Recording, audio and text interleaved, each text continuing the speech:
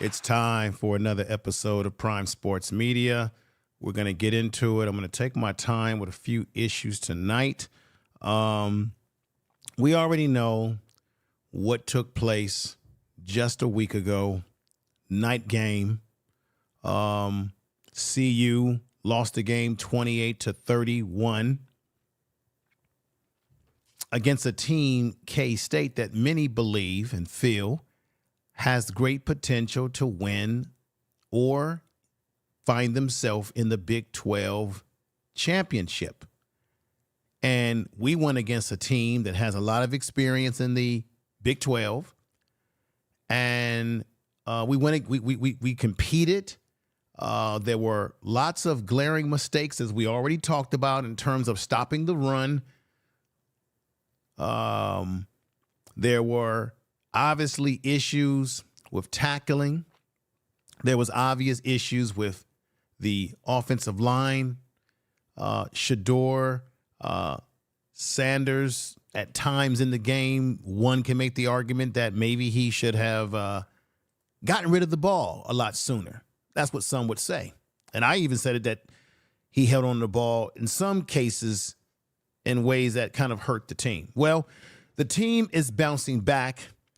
They're having a great week of practice. Coach Prime has made it known that there has to be better execution. Particularly, we had his son, Shilo Sanders, who took a lot of criticism. I was critical of him, but I was critical more so of the decision to let Shilo Sanders start the game when he was obviously rusty. Now, I really thought that he could come in the game and play well, but the reality is that he has rust, and Coach Prime talked about that. But he had a press conference this week, and he spoke about what he's going to do to redeem himself, and he understands that people are going to criticize him, but the same people that criticize him will praise him if he makes a great play next week, if they win the game. That's the way the game goes with sports. It's a roller coaster ride, right? We're gonna rock with them when things are going well. We may be critical of them and their decision-making on the football field when things are not so well. But I think overall, all the content creators, everybody out there watching this podcast tonight, and everybody who will come into this podcast, overall, we want the success of, I think a lot of our frustration when they have games like this is because we want them to be successful. We truly want the team, the players, as a unit and as individuals, to do well, win games, because we know that there's a critical eye on this program. We know that the haters are out there, the press are out there waiting to make a story on a negative side of things. And this was a very difficult game to watch, a very frustrating game to watch, because there was so much going on that said to you, wow, they're not playing well against the run. They're missing tackles, but damn it, near the end of the game, they had a chance to come back and pull off another miracle. I don't want to spend a lot of time harping on the officiating, but the officiating is power. The officiating was horrible. And I'm sorry, I personally believe that the players for K-State were flopping around like fishes out of the damn sea. No doubt in my mind. No doubt in my mind. What's going on, Larry, LC, Chaplain? Thank you for coming over. Let me go ahead and get into tonight's main topic, because we're going to talk about the game against Arizona that's coming up. I'm going to remind you of a few things about this Arizona team as it relates to CU playing them last year. But before I get to that portion of the program tonight, I think I need to show this video of Coach Prime expressing who are injured and who's not. I want to also make another statement as I get ready to get to that report. Last week, when I did the post-game show, I was asking the question, why is it that Michael Welsh did not have one rushing attempt in the game? And come to find out, Coach Prime stated in his press conference this weekend that, or this week, not this weekend, but this week, this past Tuesday, that Michael Welsh is nursing a hamstring problem. He has an injury, hamstring, and that is a very sensitive injury. You got to give it time. So now I understand, because I had asked the question, why didn't he play? Is he injured? Is this something that I don't know? Is it something that was reported or not reported? I asked those questions, and we got the answer to that he had a legitimate hamstring issue, and that is why Coach Prime did not have him out there to carry any balls, because I was a little concerned about that. You only had 3 carries from Isaiah Augustus. You only had maybe 7 carries, I believe. Yes, about 7 carries from Hayden. And I kept saying last week, you got to have more carries out of your running back. They got away from the running game. Well, this week against Arizona, they got to get back to the running game. They've got to get back to controlling the clock, time of possession. And I'm about to tell you why in just a moment. But let's hear from Coach Prime himself, just a quick snippet of the injury list, who's playing and who's out and who's playing. Let's go ahead and hear from Coach Prime right now. Travis should play for certain on Saturday. Jimmy as well. Timmons, Amari, those 2 guys are probably out, and Will Shepherd should play as well. There he is. So that's the report. Coach Prime said it out of his own mouth. Will Shepherd is due to play this week. They probably going to move him in as that number 1. Since Travis is going to be back, I think the whole crew is back pretty much, except for Amari Miller. So Will Shepherd will be in there to do his thing. Of course, Travis Hunter, who we got a big scare last week. And you notice how when he got hurt and they took him out of the game, and after the game, you had all the mainstream media now questioning whether he should be playing both ways. You see how they are. You see how they're looking for any chink in the armor to criticize Coach Prime by saying that he's a victim of the system, or he's a product of the system in which the system is allowing him to go both ways. They're really jealous of what they're doing at CU. They're really jealous of someone like Travis Hunter. But Travis Hunter, according to, you heard out of Coach Prime's mouth, he's due to play. He even said that Jimmy Horn is due to play against Arizona. I'm glad that we're getting our key receivers back, because I think we're going to give Arizona all that they can handle. Now, Arizona, just so you know, I want to get into my Arizona in a moment. They've had some shuffling in their secondary. They've had some guys that have had to shuffle in to adjust to guys that have been gone for the season, or guys that they have lost to their eligibility. So he's back. We already know the man right here himself, LeJontay Wester, who has been putting up some pretty interesting numbers. Let me go ahead and show this to you right here. This is just a little chart right here. So right now, Shilo Sanders is got 2,018 yards passing, 17 touchdowns, right? Isaiah Augustus actually leads the team in rushing, y'all. 127 yards rushing, if you didn't know this. And believe it or not, Michael Welsh actually leads this football team with 3 touchdowns in terms of a running back. So out of all the running backs, he's got the most points on pay dirt. He's got the most pay dirt points, meaning he's been in the end zone. Is power. That's right. He's been in the end zone 3 times.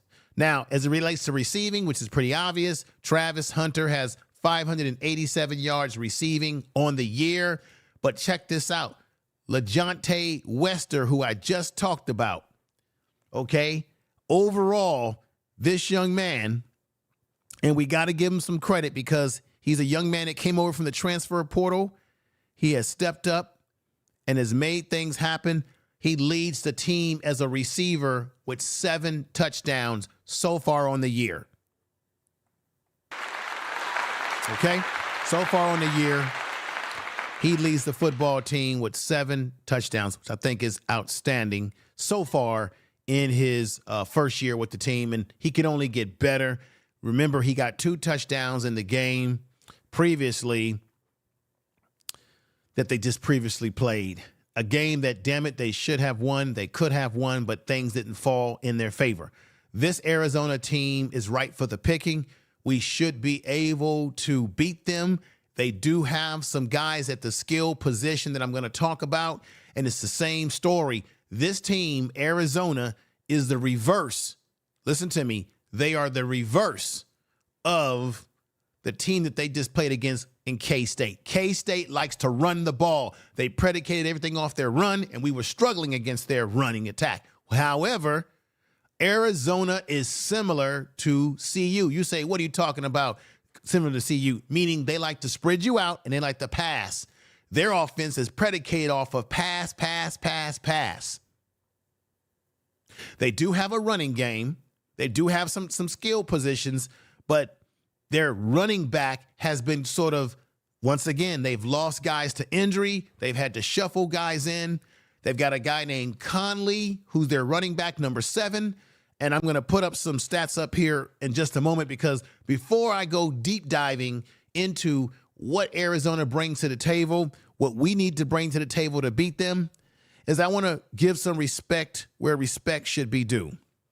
This young man went out here, played hard when Travis Hunter was out of the game, when Jimmy Horn Jr. was out of the game hurt, and he stepped up, and that's Amari Miller, who I want to do a tribute to real quick right here, because we unfortunately have lost him, looks like for the season. There he is in a particular game catching the ball. Here he is with Travis Hunter.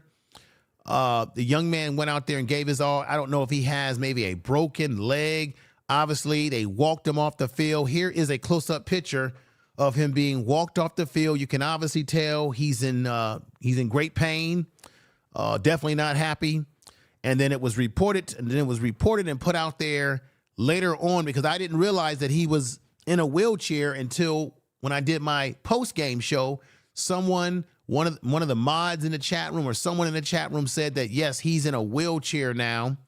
A very unfortunate situation. Here he is as they're wheeling him out in a wheelchair. You could definitely tell he's not happy.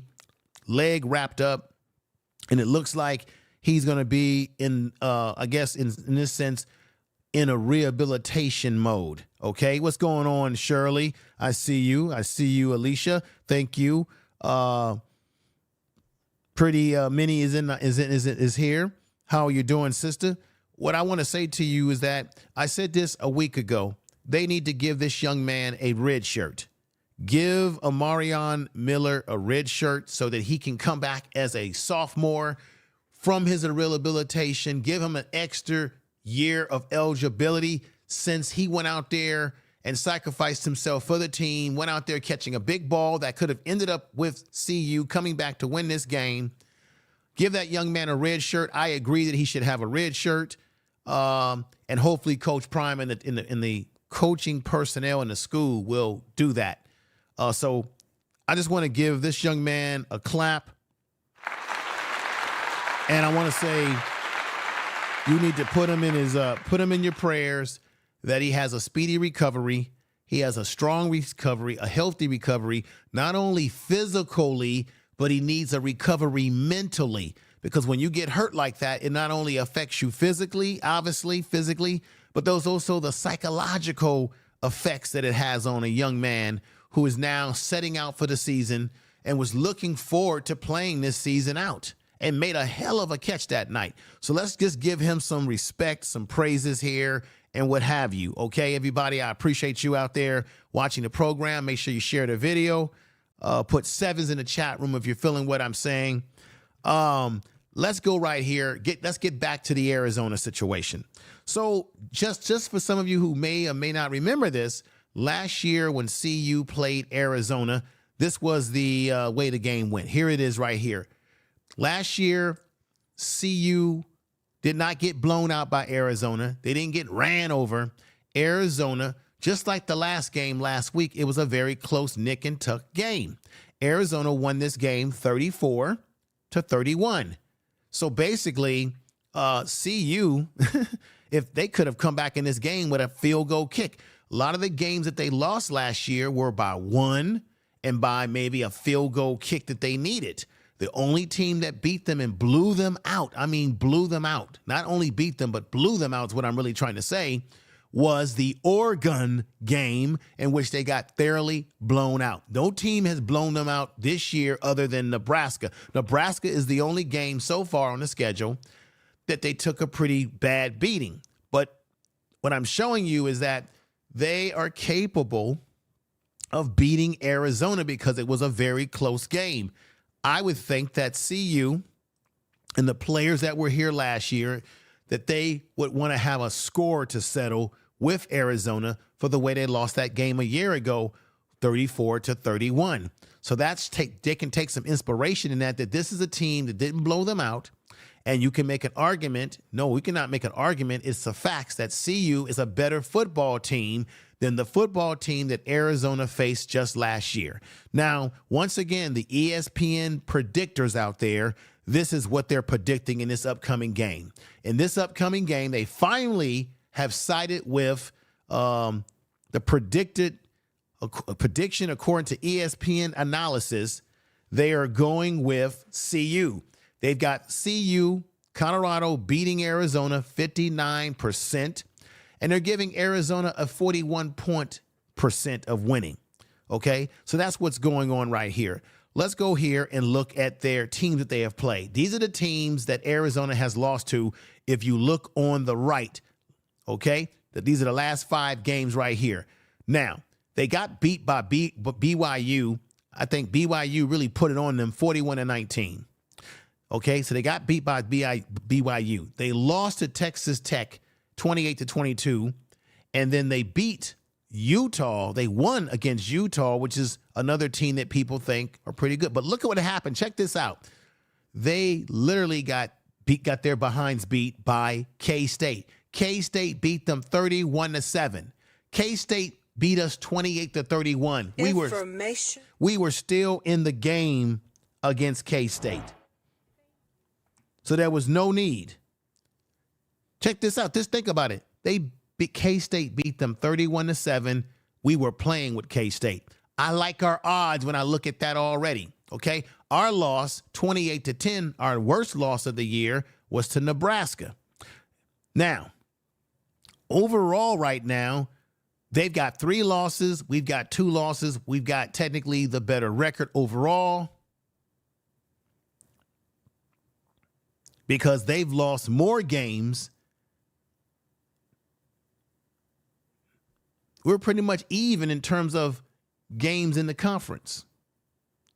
Or they've lost 1 game more in the conference than we have. So from that vantage point, I like what I see there with those in terms of the scheduling, the schedules, the numbers, or what have you, in terms of the teams that they've played versus the teams that we've played. And here's the comparison with these 2 programs.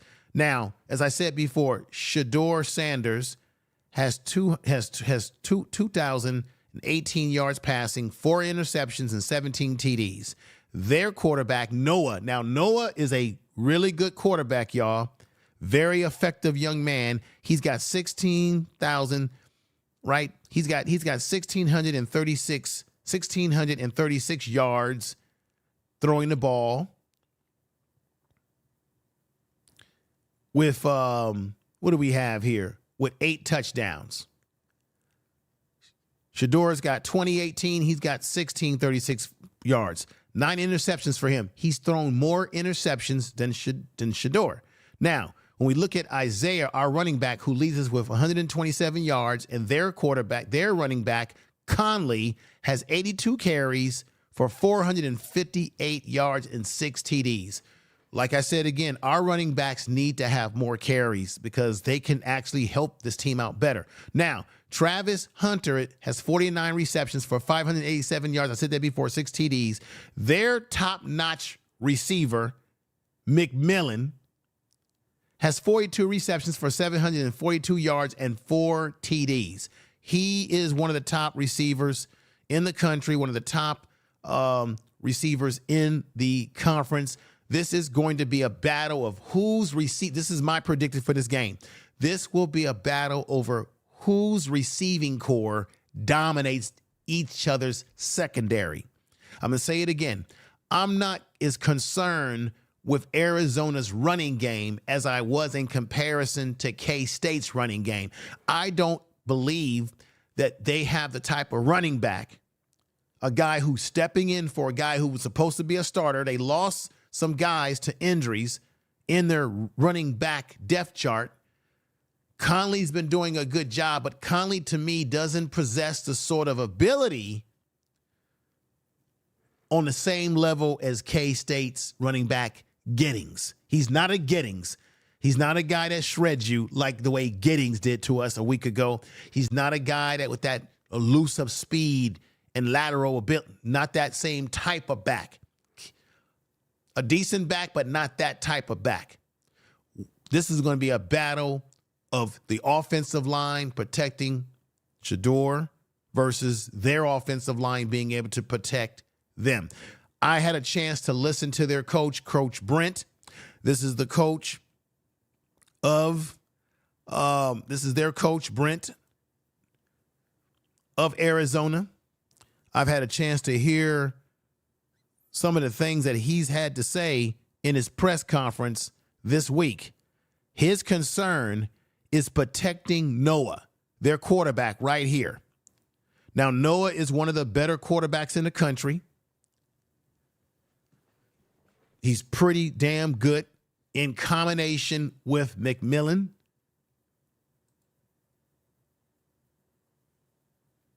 This is their receiver, McMillan, right here. This guy is good. The guy is dynamic. I'm going to go over what he brings to the table. There's an interesting backstory to him and Travis Hunter from a year ago. I'm going to remind you all about a few things because they matched up with each other a year ago. So I want to talk about the backstory to that. Thank you, everybody that's coming in. I see you caught on camera. I see you, Alicia. I see you, Sky Skill is coming in the house. See everybody. Thank you for being here. I give you a comprehensive program here. There's a backstory between Travis Hunter and going up against their top-notch receiver, number 4, McMillan.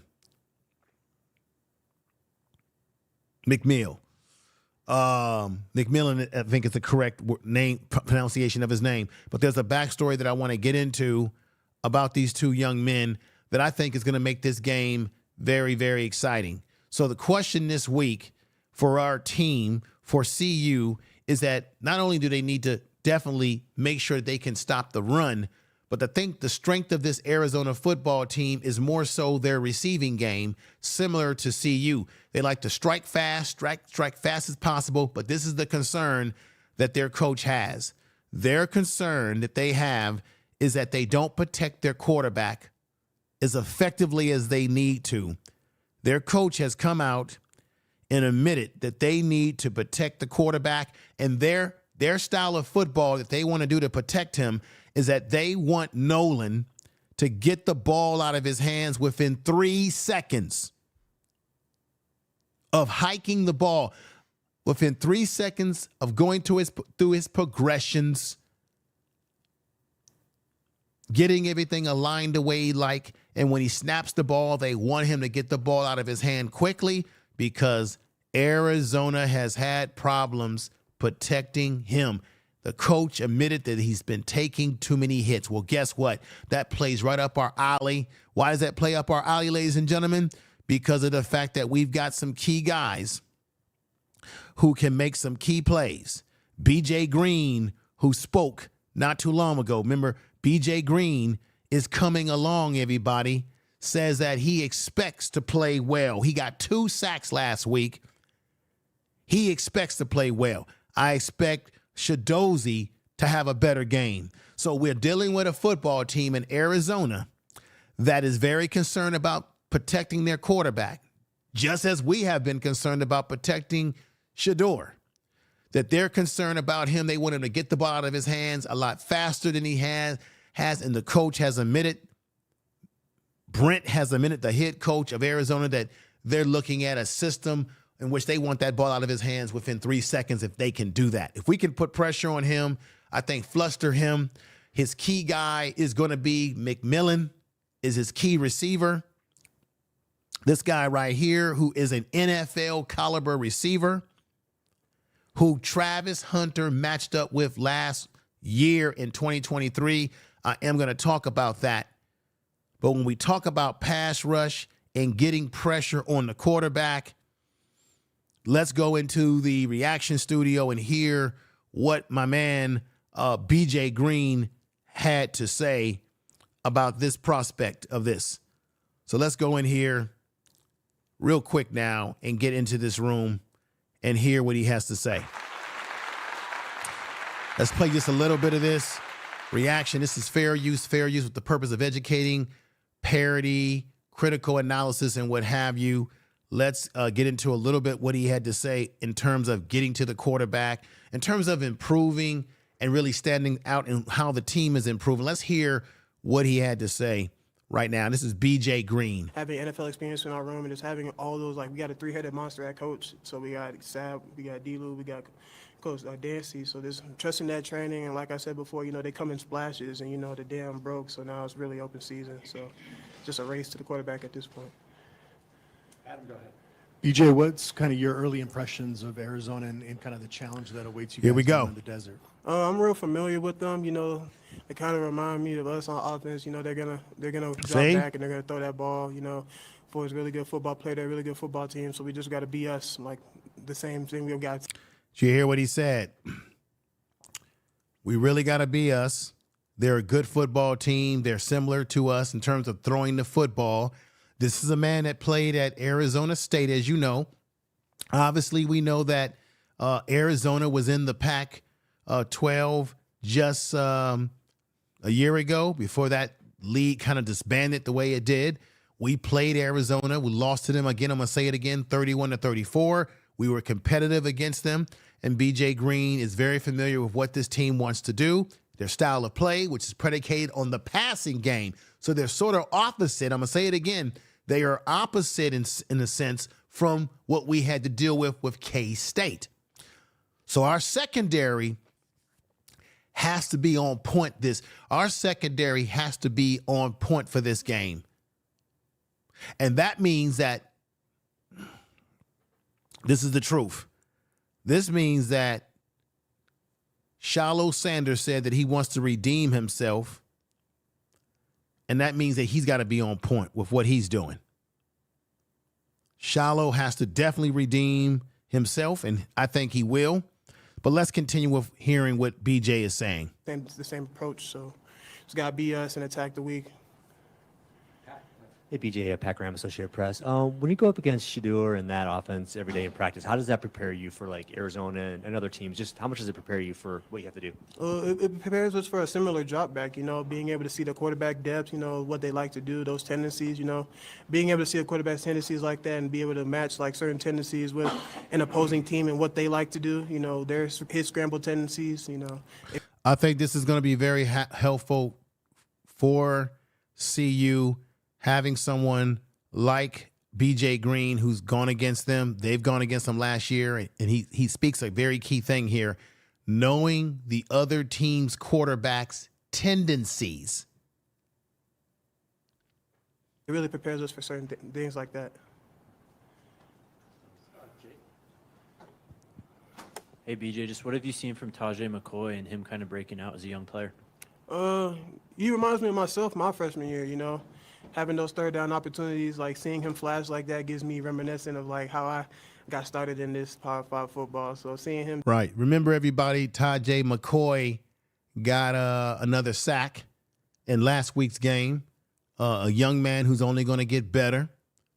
Seems to always make something happen when he gets opportunities. Do that, I can't be happier, you know, like just being able to give him those bits and pieces so that way when I'm gone, you know, he has those things that he can push forward and he can be that guy that steps in the shoes and people can look up to. Because at the end of the day, you want to be the person that gives them and they can pass that on.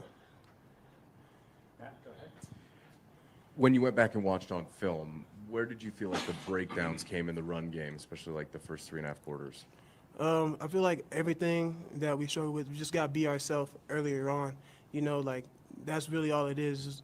It wasn't anything special that they did. You know, I think we just beat ourselves, like Coach Prime said before. Like we really let that one go, and that's something that we have to do self-reflection on. Like going like from the bye week to this week, you know, all I did in the bye week was watch the first 5 games and self-reflect on how I can correct certain things as far as the run and the pass. So when I got prepared for that, and then that's what showed up on Saturday, and that's why I feel like I had a good game. But Now, I like BJ Green's mindset. This is a young man who's a pro prospect. I like his mindset, using visualization, preparing yourself emotionally and physically. This is what they're going to need against Arizona, because what you're going to see is that Arizona is going to try to spread CU out, as CU does to other opponents. They're going to try to use their speed to get their skilled players in space. We got to be very the area of the area that I'm concerned about is the slot. Whoever is I think maybe hopefully they have Travis Hunter locked on McMillan.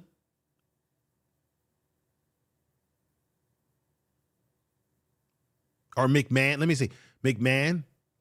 That's the correct. I think I want to say the guy's name right. McMahon.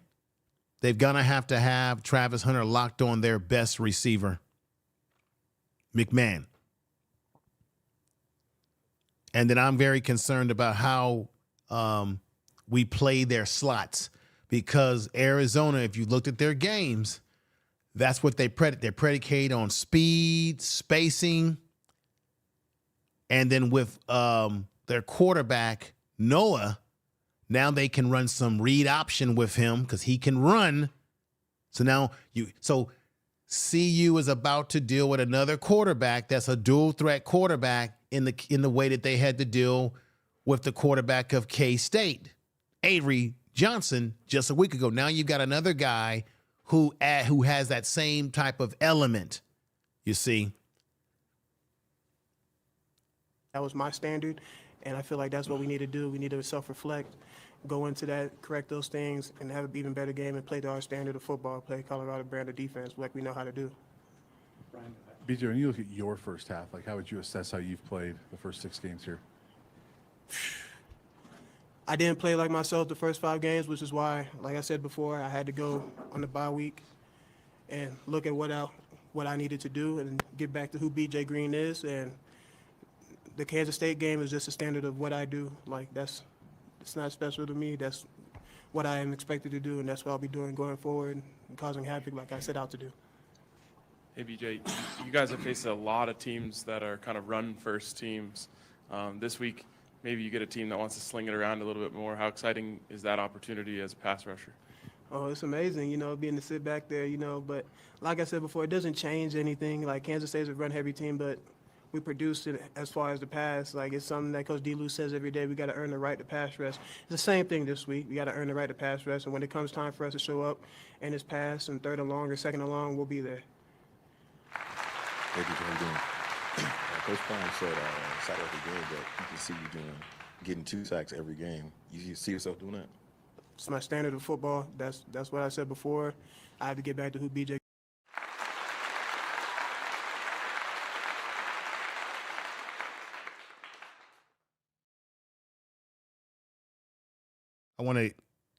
Their receiver, I'm double checking pronunciation of name, their receiver, McMillan.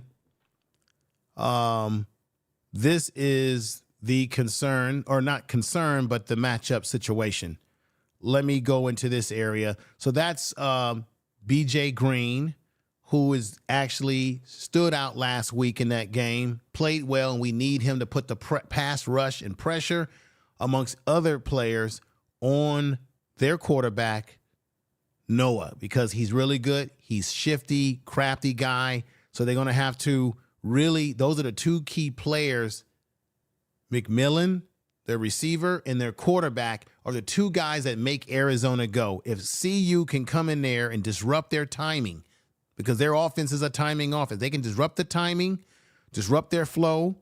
If Travis Hunter is locked up with McMillan again as he was a year ago, let me display something. And if Shilo Sanders can redeem himself from last week and take better angles, close in on the players that he wants to tackle and wrap them up, get them on the ground.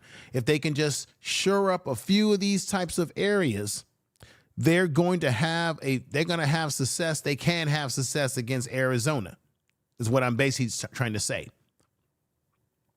But this man right here is the key. McMahon is the key.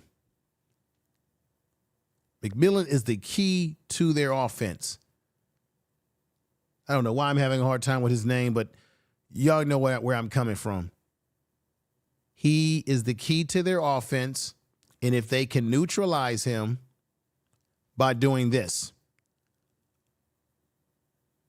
Here's this headline: Travis Hunter versus McMillan. Revisit 2023 Colorado as Arizona matchup. Travis Hunter against McMillan. That should be a hell of a matchup. This is why it's going to be a hell of a matchup, because this is what happened. And here's some other headlines right here. How did Travis Hunter match up against McMillan in 2023 when they first played against each other?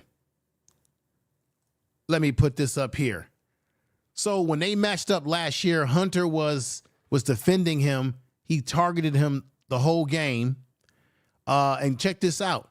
This man that he's going up against, McMillan, stands at 6'5", 212 pounds, giving him, as they said last year, 4 inches and 27 pounds on Hunter. Last year, McMillan, with Travis Hunter guarding him, McMillan was targeted 15 times in the game last year, 5 while he was being defended by Travis Hunter. Colorado's Heisman hopeful, as you see up there on the screen, held this man, which is one of the top receivers in the country, held McMillan to just 3 receptions for 15 yards. So he pretty much neutralized him throughout the game, except he gave up 1 touchdown to McMillan. If y'all remember that game from a year ago, where he got 15 yards with 1 first down, but one of those catches was a 2-yard TD in which McMillan used his frame to box out Hunter and made an impossible one-hand snag of the football, got a touchdown. That's the only thing that he did up against Travis Hunter in that game last year, was that 1 touchdown that Travis gave up to him in an impossible situation where he got boxed out. The guy used his size. Up until that time, Travis Hunter was holding his own against McMillan.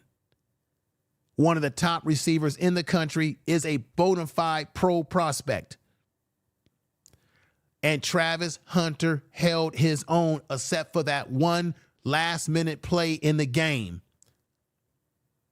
So I'm saying this to say this is deja vu all over again. Travis Hunter will obviously have to match up with him again. Hopefully, not hopefully, I think Travis Hunter is probably stronger this year, right? He's come back in probably better shape.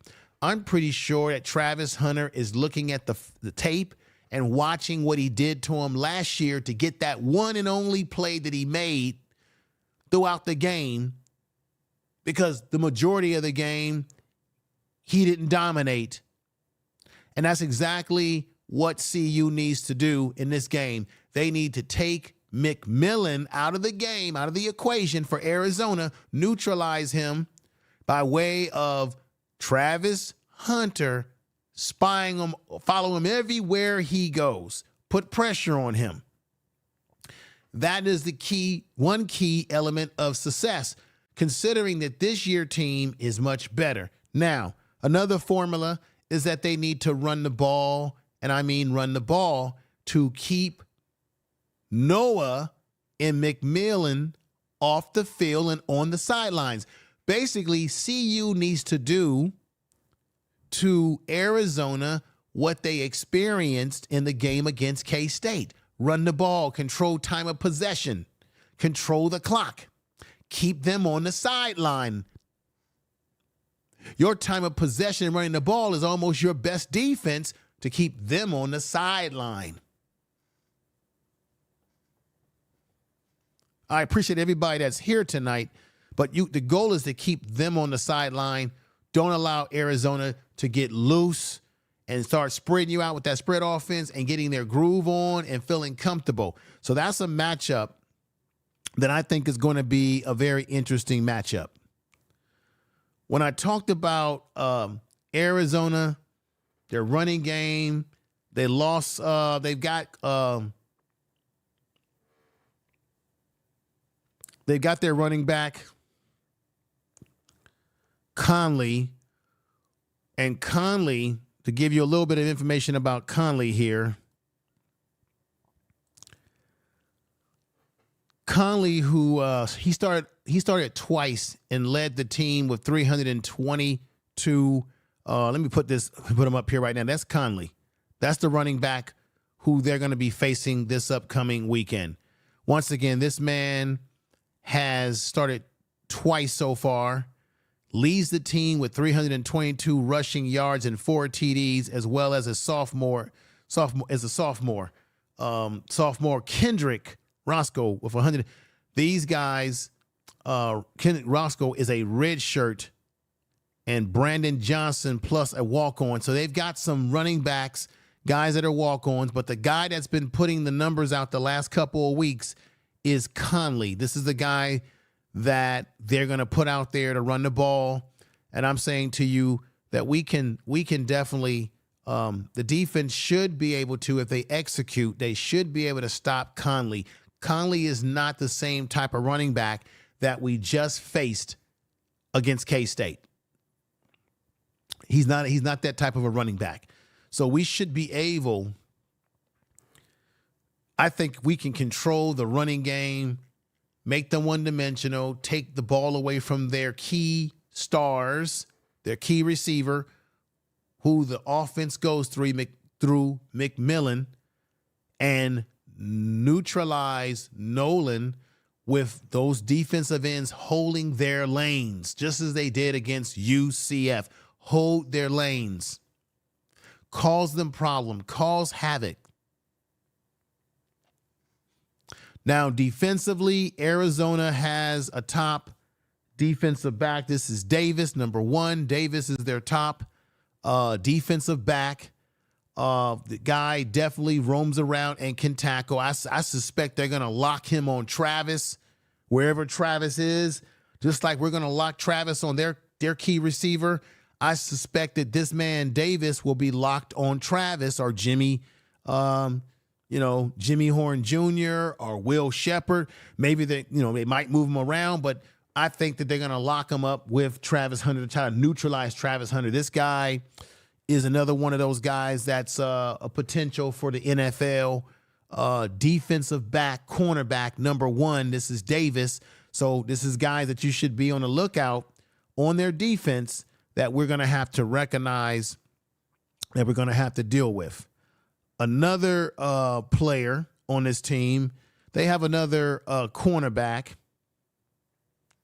Triday is his name, number 2. He's the second defensive back in their secondary who is a crafty. They've been saying that he's getting better at Arizona. So this is a guy to watch out for and what have you. Then they have a linebacker who is pretty relentless. This guy is all over the place, likes to get pressure on the quarterback.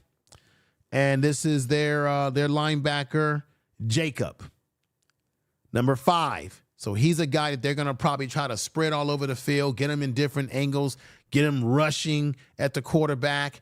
He's going to be flying all over the place. When you look at him on video, he flies all over the place. So this is somebody that I'm sure Coach Prime and the coaching staff have pointed out to the players that this is a guy who can create havoc, a guy who we don't want him putting hands on Shedeur. We don't want him blowing up our offense of line. They've got to stay disciplined, as Coach Prime said, disciplined to their assignment. Now, Coach Prime also said, and I heard him say this in his press conference, that we need guys to be accountable. Accountability is most important, to be accountable. No sloppiness. Pay attention to detail. Make tackles. It's the little things that count if you want to be successful at this level of football.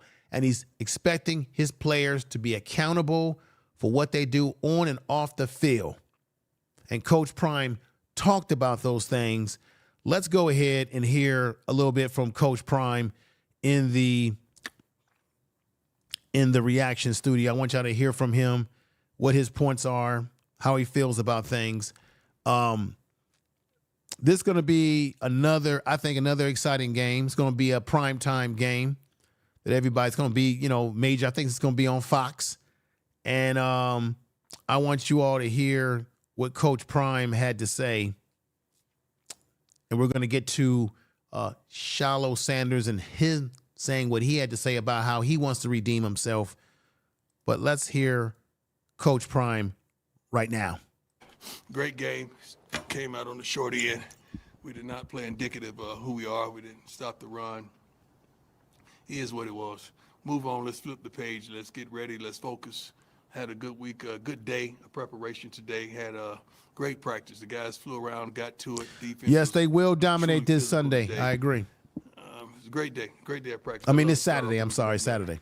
Let's go.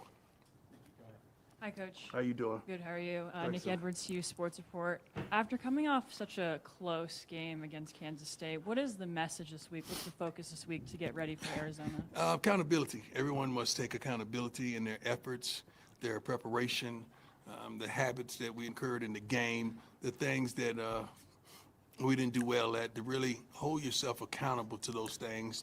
Like I said, accountability, accountable. That's why I put that on the thumbnail. This is what Coach Prime is saying here. Very important. See you put it in to work today, the weight room, film room, training room, to get healthy and ultimately out on the field so we can improve the areas of concern. So the guys took it upon themselves, and they came out there with certainly a different attitude. Sometimes you get intoxicated a little bit with winning and start thinking that you're really like that. And The question that you're saying about Briss, if we go 10-2, can we still be in the Big 12 championship? It's possible. But it all depends on the other teams in the conference. If they lose, if the other teams start losing games, right? They also look at the teams that you beat, the quality wins, which is why if CU would have beaten Kansas State, that would be considered a quality win because they beat a ranked team that was ranked 18th. That win, not winning that game could have done a world of good for CU because it would have we would have had a quality win within the conference, within the country, within the nation, but within the conference of a team that's a favorite team to win the conference or end up in that championship conference. Now to knock them off, and now we would have gotten a piece of that ranking. They would have definitely had to put CU somewhere in the ranking. So anything is possible. You got to look at not only what your team is doing, but the other teams. How many of those other teams have a similar record to CU? How many of those other teams have more losses in and out of conference at the beginning of this year? So there's still a lot more football to play and a lot more. But I definitely can tell you this, CU can ill afford, in my opinion, to take another loss and to lose to a team like Arizona. They don't, because this is another conference. This is obviously a conference game. They need to beat Arizona. That will work a world of confidence for them, and it can get them obviously back on track here. Saturday was a wake-up call for a moment. Wake-up call Saturday, he said. Hey, Coach, I noticed on the well-off video yesterday, you talked about how maybe there's some new standards for guys who will and won't practice day after games. Yeah. Did I read that into that correctly? And could you maybe explain your thinking behind that? When you're coaching, you're always trying to up the level. You're always trying to take your team to the next level, take your business to the next level, take your life, your relationships, anything to the next level. And when you step out of it for a moment and you think about it, you say, okay, I know I'm trying to take care of the guys that play 60% of the snaps and give them a day rest, and you try to really develop some of the other guys that didn't get the opportunity to play. That's the whole thought process. But if you give up several sacks and you see the guys over there, what does that say to the team? What does that say for the teammates? You got to really think about all those things. If we giving up deep balls and you over there chilling. Now, this is something that I heard Coach Prime say on the well-off media videos to players, that we can't be giving up sacks, giving up big plays, and then going back to the sideline. This is what Coach Prime said. This is not what I'm making up. It's not what I'm trying to indict anybody about. I'm going with Coach Prime. Coach Prime told the players on the well-off media videos that we can't stand for guys not playing well and then going back to the sidelines and you're over there chilling or smiling or whatever with your teammate. This is what Coach Prime is saying. I didn't make this up. Play 60% of the snaps and give them a day rest, and you try to really develop some of the other guys that didn't get the opportunity to play. That's the whole thought process. But if you give up several sacks and you see the guys over there, what does that say to the team? What does that say to the teammates? You got to really think about all those things. That's Coach Prime saying that. So he's, you got to clean up, house with guys. When guys have to have a certain decorum, you shouldn't be, nobody should be acting like you're losing a game or you're making big mistakes. Nobody should be cavalier on the sidelines whatsoever. You said here that I will be in the house for the Arizona game this weekend. Can't wait to see the Buffs again. Hey, sounds good, man. I like what you're saying. I want you to enjoy that game. Sounds good to me. Things. If we giving up deep balls and you over there chilling, see, and you just, your teammates looking at you like, hey, shoot, why you ain't out there? You need to be working on your game. Same thing with the giving up 200 yards rushing, over 200 yards rushing. Every linebacker should want to practice that day. So that's the thought process. Just challenging these guys the thought to process. work on their craft, work on their game, to take it to the next level if they want to be pros. If you don't, I understand. But when you came in, you said you do. That we're going to hold you accountable to that. That's okay. So Coach Prime, once again, the word is accountable. We're going to hold you accountable to what you say. If you want to be a professional football player, then you got to continue working on your craft, and you can't be on the sideline smiling and giggling when production value in the game is not suitable. So I think coaches like Coach Prime, they do this to set a message, a tone to their team. And I think this is the right tone. He's letting them know this is not what's going to get you to that next level that you're looking for when you said that that's why you were coming to see you. the thought process behind it. Mm-hmm. Hi, Coach. Adam Tiger, 24/7 Pleasure. Sports. Hope you're doing well. Yes, sir. You mentioned Amari Miller's not going to play on Saturday. Right. What's your message for him? Is there a chance he might be able to come back at I some don't point this know. season? I really don't know. I think he had surgery yesterday. So I don't think he'll be back this season. I mean, our message is for him is to get yourself together when it's time to rehabilitate yourself and get in the right frame of mind so you could come out bigger, stronger, and faster and better. Like I said before, Coach Prime has confirmed that Amari Miller is gone for the season, and he'll have to come back, rehabilitate himself physically and spiritually and mentally and emotionally, because it's going to be a long journey. But I think he'll be back, just like Coach Prime said, come back stronger, more physical, more focused. And Coach Prime, do me the biggest favor, brother. Give that young man, Amari Miller. Amari Miller should get in my opinion, a red shirt year. That's just all I'm saying. Because the kid is, I would say, fifth man. That's one of the best fifth men in the country. If he's our fifth receiver, which we don't say that, but he's one of the best in the nation to me. and I'm proud of him. I'm proud of him for just staying focused, knowing he wasn't a starter, but he had the ability to start. But when he came in, he gave you everything he had. Yeah, Proud of him. he definitely did. Good morning, Coach. How you Yes, doing? sir. Good. Good. Mike Lamonte, FI360 News. So, question, being that you're probably one of the most popular people on the planet. I don't know about that. It's arguable. You and the former president, how does your faith help you navigate life being a leader? Well, faith is everything to me because I don't flinch. Yeah. I trust God, not man. You know, when we win, you guys write good things. When we lose, you tell the truth and you write bad things. So it's the same thing with our young men, same thing with our kids. You blow them up, then you blow them down.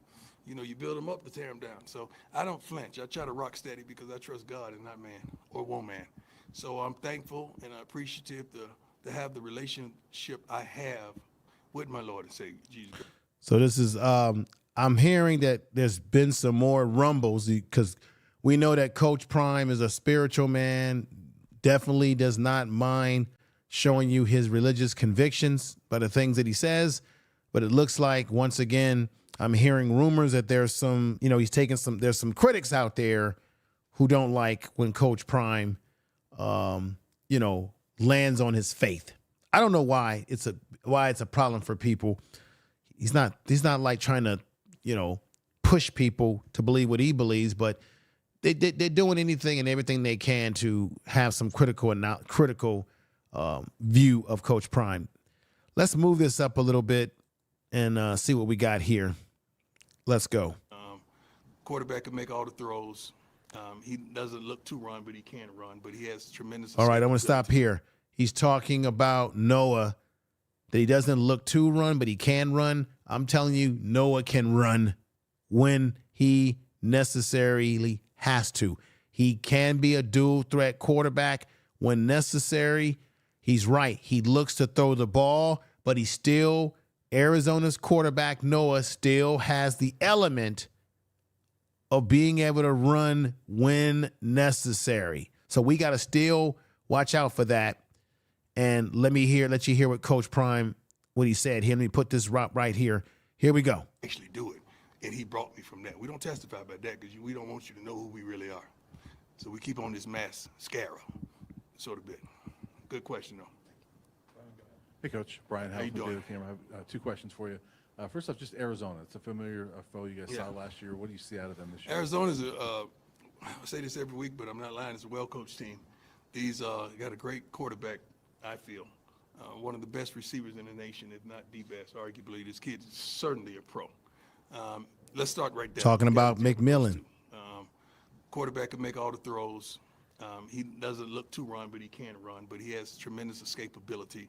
They got running game, and they can move the ball. They can move the ball up and down the field. Defensively, Coach Prime is right that they can move the ball up and down the field. They do have their running back, as I was telling you before, Conley. I just don't think personally that their running back, to me, has the same skill set as K-State. I don't think he's the same type of running back that CU went up against in Giddings. He's not a Giddings type running back. Doesn't mean that he can't make some things happen. I just don't put him in the same level or their running game on the same level of what K-State had going on a week ago against us. But they do have some talent, like he said. They've got a top-notch receiver. I just spent time talking about this man. Let's hear the rest of what Coach Prime had to say. Big guys in the middle.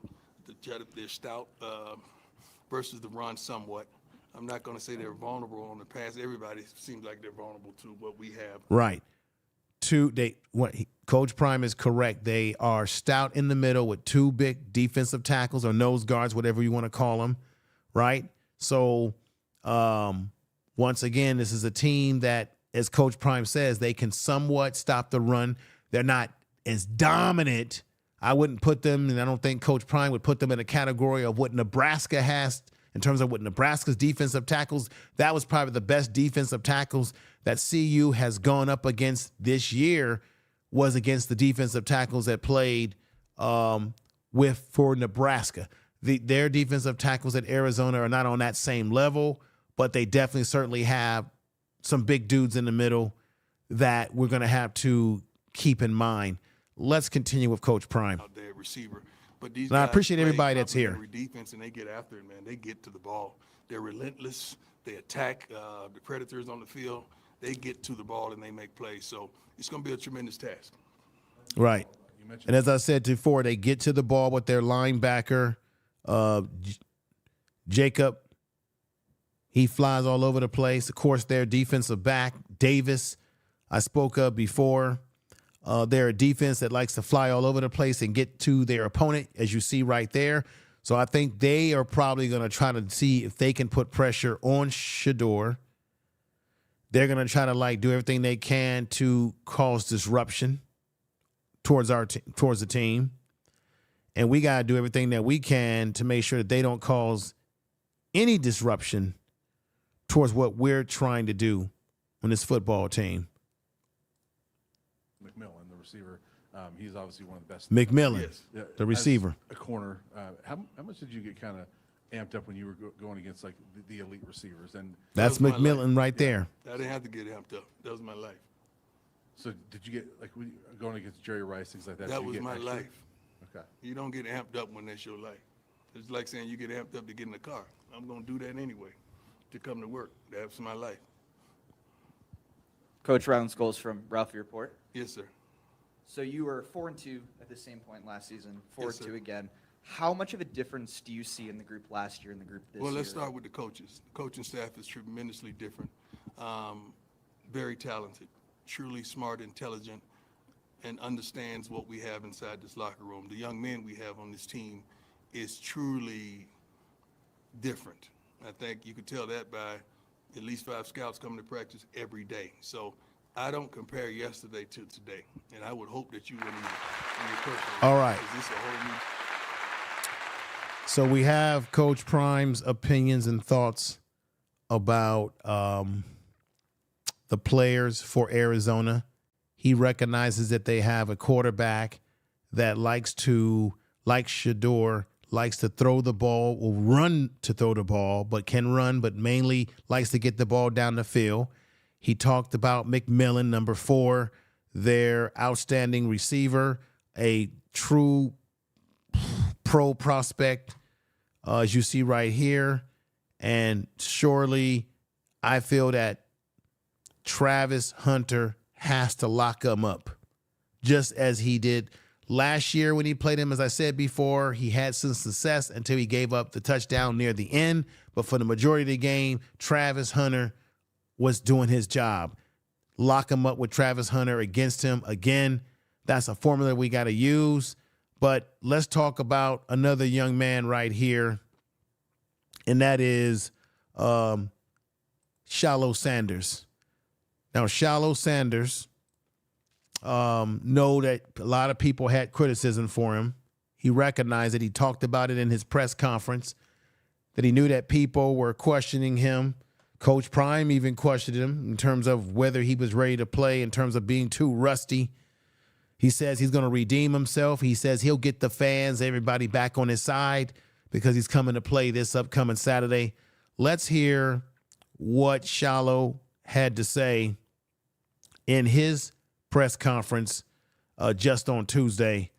Let's hear it right now, everybody. This is Shilo Sanders. Hey, Shao.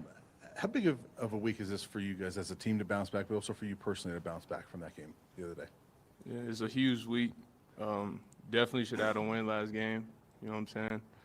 So we can't give up plays that we know we can make. We can't play not up to our standards, especially me. You know? Let me stop it right there. Mike, thank you for the $10 super chat. I appreciate that. Let me put this up real quick. Appreciate everybody that's here tonight listening to the show. Mike, I appreciate the super chat. Thank you very much. And let me show some thank you very much for the super chat. Appreciate that. Super chat. Thank you for the super chat. Once again, Thank you for the super chat. thank you for the super chat. Let's read some comments right here real quick before I get back to Shedeur. We got Keith who says, bottom line, Colorado has the talent to finish the season 10-2 if they stick with the fundamentals. I agree with you. Stick with the fundamentals and anything can happen. Okay, we got Beast that says we can most definitely beat Kansas State. Well, yeah, we can. And remember, Kansas State beat, as I said in the beginning of this show, for those of you who might not have been here, Kansas State lost to this Arizona team. What was it? They lost to them about what? Look, let me put this up here. I want to check what that was. I want to check the numbers. I want to check this, what that was. Give me 1 minute here. No, I'll put this up here right now. So, yeah, K-State lost 31. Let me see this. No. Let me correct what I'm saying here. I want to be correct. K-State beat them 31-7. That's what my point was in the beginning of the video.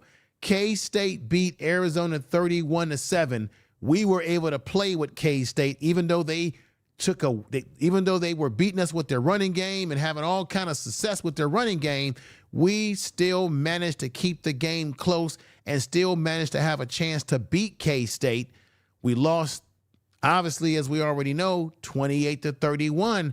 But CU, even with all the mistakes that we made in that game, still maintained competitive play, especially in the second half. But when Arizona played against K-State, they got beat 31-7. So it was obvious that they weren't able to hang in there at all with K-State, and we did, because CU is a better team this year. That's the point, and you all out there know it. Let's put this up here again. Peggy Roster is coming in the house. Thank you, Peggy. My man Reed says, I would have worked him in with starting free safety. Yeah, I've been saying this. Shilo Sanders should have been worked in on small packages until he can get up to speed with the game. No need to change hands when you are rolling the dice if you are winning. Well, they were winning with Carter Stoudemire. He was playing well. I said that in my post-game video just a week ago, that they probably should have started Stoudemire since he had the hot hand and worked Shilo back into the game in small packages. I said that in my video a week ago, and I still feel the same. Let me see. The bottom line, I read that. A couple of things I read here. Let's see right here. Mike came in and said, I had Colorado predicted to win this game. Go Buffs. Yeah, I think they can beat Arizona. And if they beat Arizona, they bounce back and they still are in contention, in my opinion, in my estimate, like every other team in the Big 12. It puts them in contention to play in the Big 12 conference, because if you look at the other teams in the conference, they're teams that are losing. It's not just CU. CU lost their second game, but there's other teams in the conference that have already won more than, hell, I think Arizona has lost already 3 games. So let's just keep that in mind. We got Coach Barry in the house. What's going on, Coach Barry? Coach Barry says, hello, my friend. I think Prime pulled Travis and Jimmy out the Kansas City State game because K-State D-backs were playing dirty and didn't want to. Yeah, they were playing dirty and they were flip-flopping. You notice in that game that K-State's defensive backs kept falling on the ground every time CU was getting momentum to drive and come back in the game. It was completely unacceptable. And I wish the NCAA or the referee officiators, I wish they would investigate that game. I wish they would look at the footage of that game, look at it with a magnifying glass, and figure out, were those players flopping? Because if they did that and get away with it, this might be a trend that we're going to see in college football, where guys are going to start flopping on the ground like they do in the NBA, like they do in soccer, as a way to slow another team. And that's what it is. When you are driving down the field and you've got momentum and the other team is purposely always flopping on the ground, acting as if the guy is hurt. When just a few minutes ago, when everything was going well for them, they weren't acting hurt. Now all of a sudden they're acting hurt, and it's multiple guys falling out on the floor.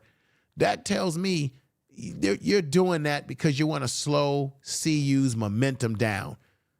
If this is a trend, if this becomes a trend in college football, the referees have got to crack down on it and send the message that we're not saying that guys can't get hurt, but that stuff in that game was very highly suspicious at very most. Mr. Mike said this: it's a shame Colorado couldn't pull out that state, but with Arizona and Cincinnati, exactly. I think they can beat Arizona. They can beat Cincinnati when they play Cincinnati. I see this CU team having a much better record than they had last year, and I see them potentially making a bowl game, and they potentially still can be in play to play in the Big 12 championship conference. Let's not underestimate. The season is not over yet. Let me see what else we got up here. B said this: the tackles that injured Amari is illegal in the NFL. Right. So why are they letting them do these tackles in college football if it's illegal in the NFL?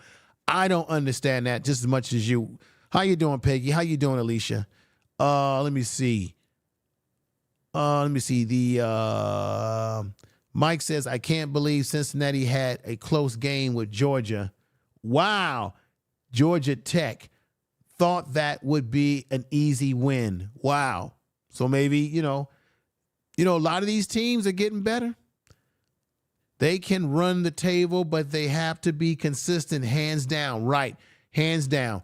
Let's hear the rest of what Shilo had to say here. If you all don't mind, let's go back to him. Thank you, everybody, for being here tonight. Thank you for the super chat, Mike. Everybody in the chat room, appreciate you for being here tonight. Let's get at it. Because I'm the free safety. I'm the ziplock of the defense. I can't be going out there, not being on my game. So just preparing, getting ready for this week is a huge week. Hey, Shilo. Mike Lamonte. How you doing? So on game days, I know you're extremely focused. When we see you with your teammates, you like you're a lighthearted guy. How do you stay so focused before the game, during the game? Because I watch every game, and you're like locked in. Yeah, I need to be even more locked in because I just have to pay attention to little details and technique, especially coming downhill. When you're playing against a patient running back, you gotta be patient too. And I've been out. I'm just excited to get back. I'm trying to just knock somebody's head off, going full speed, but I still have to be patient when you're playing against a back like that. Right. And you weren't patient because you just weren't game acclimated. You've been out since the Nebraska game. And even if you're working out everybody, even if you're rehabilitating yourself, it's not the same as real game play. So hopefully that experience for Shilo Sanders last week is a wake-up call for him. And hopefully as he's saying there, he's got to take better angles because he's the anchor of the defense, meaning if a guy gets past him, it's curtains. So, but my thing for Shilo, my only criticism for Shilo is I think that he bump tackles too much. What do I mean by that? He likes to hit people with his shoulder pad. He likes to hit them with power and go boom. And I just feel like, Shilo, my brother, you're a hell of a player, but I think you need to wrap people up more. More wrap tackles and less bump tackles, because not every guy that you bump tackle is going to go down, especially if they're strong, they're fit, and they got a low center of gravity, because running backs run, or at least when you're a running back, you should run to a low center of gravity to take on hits and to break out of hits. So let's hear the rest of what Shilo is saying here. That's not just going to hit the hole. He's going to be patient and try to hit you with something. Right. So just being locked in the details is, we're going to fix it. We're going to get back. Shilo, we haven't had a chance to talk to you since the injury. Could you talk a little bit about what that rehab process looked like for you? What was kind of the toughest part of getting back on the field? The toughest part was not being on the field and just having to go through, a broken forearm and still, like, this is my last season, so still, like, dang, this has to be my biggest season. This has to be my biggest season, and something like that happens. It's kind of discouraging, but you just got to keep going with it because it's a long season, and then. Right, I think his mindset is the right mindset. You keep going, you get through these things, and hopefully this upcoming game against Arizona, Shilo is going to redeem himself, and I think he's going to have a better game. I think they all have learned from the game a week ago in the way they lost the game because they were so close to being able to come back and win the game, despite all the mistakes that were made. That tells me that this team has definitely improved. They have a stronger mindset, as Coach Prime has said, because you know darn well that last year's team would have folded in that game. As I said in my previous post-game video, they would have folded, and they probably would have lost to K-State more than just 31-28. This is actually a better team this year. Let's continue. You work to get back, then you get back. You have the worst game of your life. It's really disappointing for me, and especially the fans, So, and I've been seeing everybody turn on me and stuff like that, but I'm not worried about none of that because as soon as you do good, they're going to be right back on your side. Right. Just how. But Shilo, I don't think people are turning on you in terms of saying, hey, they don't like you anymore as a player. I think, as I said in the beginning of this podcast, I think people want the best for the team. They want the best for you. They want to see you play better because they know that you can play better than what you played last week. I don't see it as turn on you. I see it as expectations that people have for you because you've put these same expectations on yourself to be the best and to make plays and to know what you're doing out there. So I think it goes twofold. You have put this expectations on yourself as an individual player on this football team and as a player, as a team, as an overall team. And so people are expecting better play because you expect better play out of yourself as well. And it was obvious to everybody that, and your own coach and father even said on live press conference, that you were rusty and you took bad angles and maybe, that's part of it, but you will bounce back. And I'm sure that you will bounce back in this Arizona game. Was when they won the UCF game out there in Florida. So I'm not really worried about none of that. I'm worried about me getting better, worried about contributing to the team, right, and helping us win. That's right. That's the right mindset. My role, I can't be going out there not on my game. Right. I'm the free safety. If I mess up, everybody gonna see it. Right. It's about being accountable. Shilo Sanders is speaking the language of I've got to be accountable because whatever I do wrong, everybody's going to see it. It hurts the team. I've got to play better. I've got to be accountable for what I'm doing on the field and what I'm not doing. That's right. It's about accountability. So I gotta pay attention to detail and be on my game at all times. Mm-hmm. Hey, Shilo, Pat Graham, Associated Press. Kind of a two-parter here. Number one is, you said it was one of your worst games, and your dad kind of pointed it out too. Does that hurt more that's coming from your dad or from your coach? No, we got on the phone before, like right after the game, actually. Like, I know I played horrible. He know I played horrible. It wasn't like anything bad. It's just you play horrible. That's what happened. And the second part is, you've seen Travis every day in practice. Just for people who don't see him, is he a more elite receiver or a more elite cornerback? Yeah. When you lose Travis, you lose two players. So him going down, that hurts also, because he's not going to be at corner or receiver when he goes down. Shilo, how do you feel Carter Stoutmeyer played in step with you not being on the field? He played good. He's a guy, started off playing corner. Then he came, filled in that role for safety, held it down.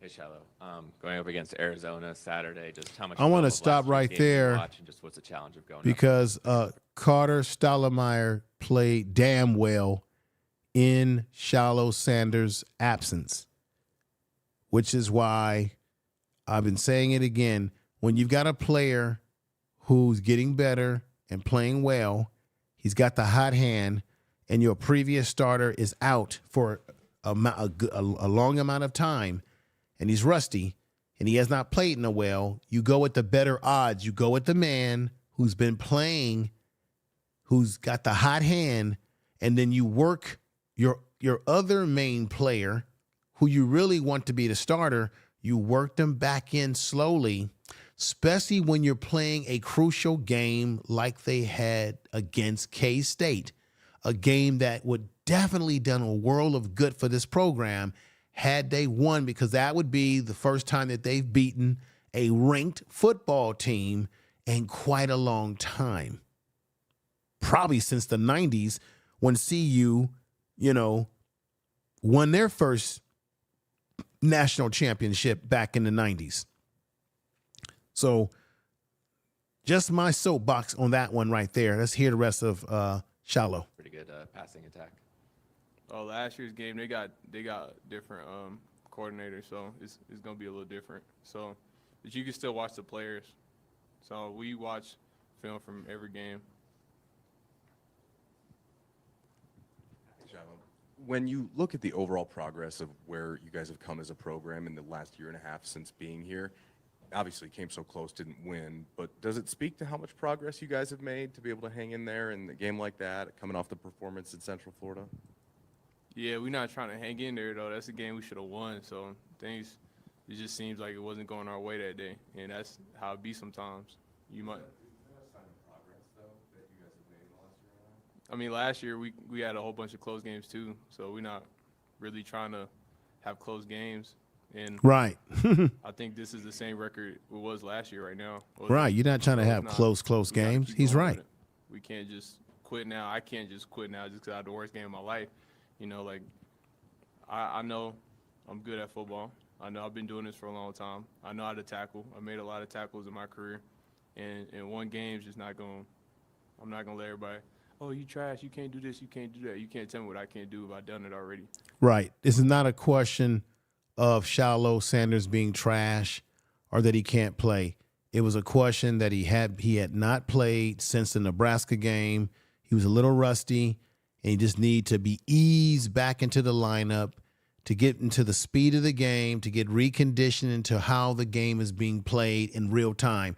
This is all it is. We know that Shilo is capable of doing great things when everything is complete focus. I think I like this because I think I like when guys play with a chip on their shoulder. I think that Shilo Sanders is coming into this game in Arizona with a chip on his shoulders. I think he's got something to prove to the critics, to all of us who have had something to say about him. And I like that because that gives him a motivational mentality that can only translate positively on the football field because he's got something to prove. He's got something to shut everybody's mouth up that's now trying to question him as a player since last week's game. And he has admitted out of his own mouth that he played horrible, that it was probably his worst game of his career. And you probably haven't done it. So I've done it. I know I'm capable of. And this team, we won. We won big games. We know what we're capable of, so we just got to go do it. Shilo, you mentioned being 4-2 at the halfway point, just like last season. Your dad has talked about how he feels this team is different. From your perspective, what do you feel like is the biggest difference from last year's team to this year's team where you guys can prevent kind of what happened in the second half of last year? Just the guys we have, as I was saying before the season. We got some good guys. We made some good upgrades. Even some good coaches. Definitely, everybody, they have made upgrades. What's going on, Coach Hayes? let's go in the chat room. I just want to see what people are talking about right here. So we've got Coach Barry, 2025 4-star linebacker, late Nathan from IMG in Colorado. Okay, looks good. What's going on, Coach Hayes? What's happening, man? What's up, man? Love the grand and show. Oh, thank you, man. Thank you. Just talking a little bit about the game. I did a summary of the loss last week, but talking about what they need to do against Arizona. Arizona, as you already know, Coach Hayes, they like to predicate their offense off the passing game, getting that ball to McMillan,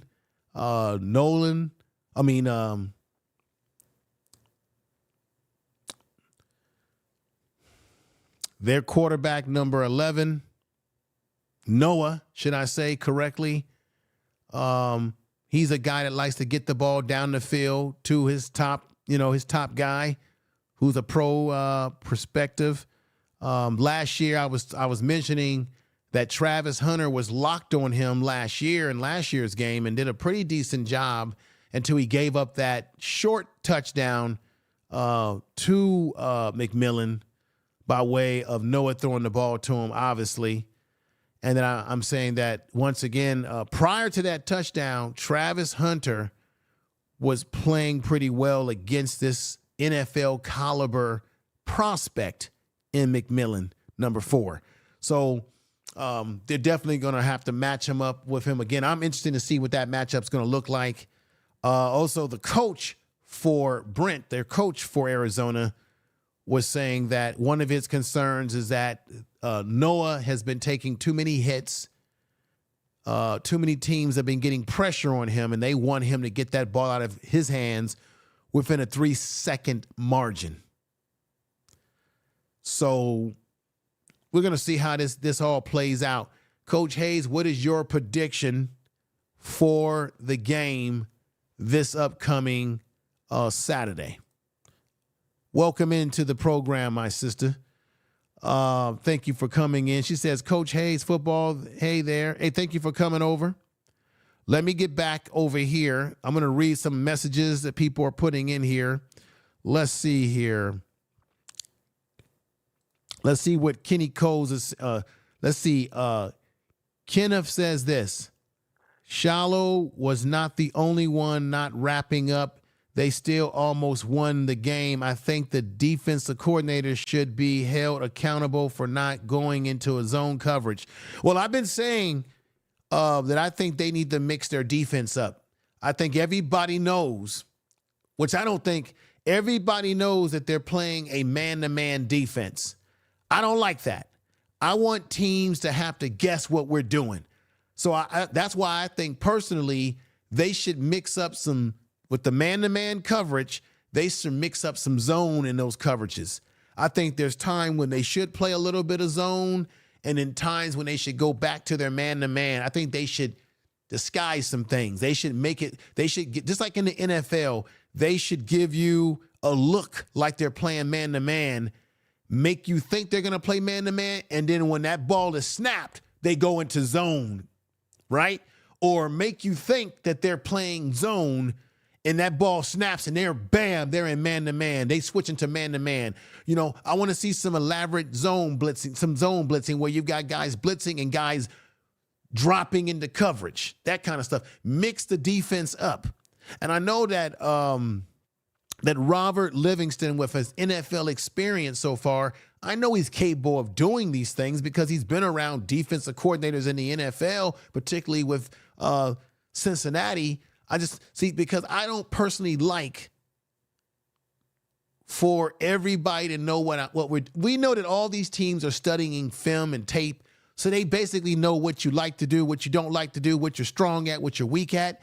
But when it comes to game day, that's where you can surprise these teams and do some new wrinkles that you haven't seen before out of them. So everybody knows, this is the thing. Everybody knows that CU is running man-to-man, so why don't CU surprise some of these teams when they think they're in man-to-man and do something else every now and then just to throw teams off balance? That's all I'm saying. If that makes any sense what I'm saying, put sevens in the chat room. Let me see right here. Coach Hayes says this. Coach Barry, you know I call like it's, I see it. Praise when great and constructive criticism when needed. Well, I think that we all should give constructive criticism when we see things that's not right and praise things that are great. I would agree with that. Keith comes in and says this. What's going on, Brother Keith? He says 31 for Kansas State, had over 160 yards after first contact. Please make sense of that. Well, it's very obvious. Their defensive line did not do a good job. And this is a good point. We can't put all the blame on Shilo Sanders only and say, oh, Shilo didn't make good tackles or didn't take good angles, which he didn't. But also, if you take a deeper dive at the defensive line, they also did some things that made it possible. That offensive line for K-State, you got to give them credit. They are known for running the ball. That back that they went against is a bona fide NFL caliber running back. You got to recognize that they didn't play against an average running back. They didn't play against a guy who's just okay. They played against a guy that you're going to see playing on Sunday potentially. Okay? They're getting ready to go against a receiver in McMillan for Arizona who potentially will be playing on Sunday someday. Next year, very soon. So the defensive line had made its mistakes, which opened up the opportunity for their offensive line to dominate our defensive line. I just think it came down to that. It came down to their defense, their offensive line made the plays that were necessary to open up those holes.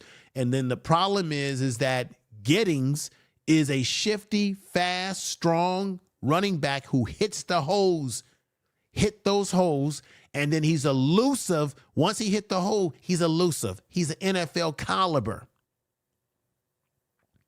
Okay? So we just gotta keep that in mind. We're gonna go up against some running backs that are not at that level. I don't think that Conley, the running back for Arizona, even though he's capable, running well, but I don't think he's on the level. Tell me if I'm wrong or right, Coach Hayes. You know football. I don't think Conley, their running back for Arizona, is on the same level as Giddings in terms of pure overall talent and ability to break tackles and shred people. I don't think he's on that level. So I don't see Arizona. I don't see what Giddings did to us. I don't see Conley having the same type of game. Now, I could be wrong, but I don't see it because I don't think he's the same type of back. Plus, Arizona, like CU, they like to run, just like us, a lot of passing formations, spread you out.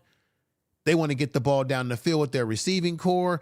Their offense is predicated off of quarterback Noah and their wide receiver, their star wide receiver at 6'5", 200-something pounds, pro prospect.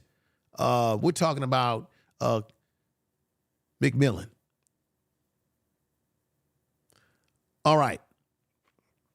Agree. Quarterback mobility can be an issue.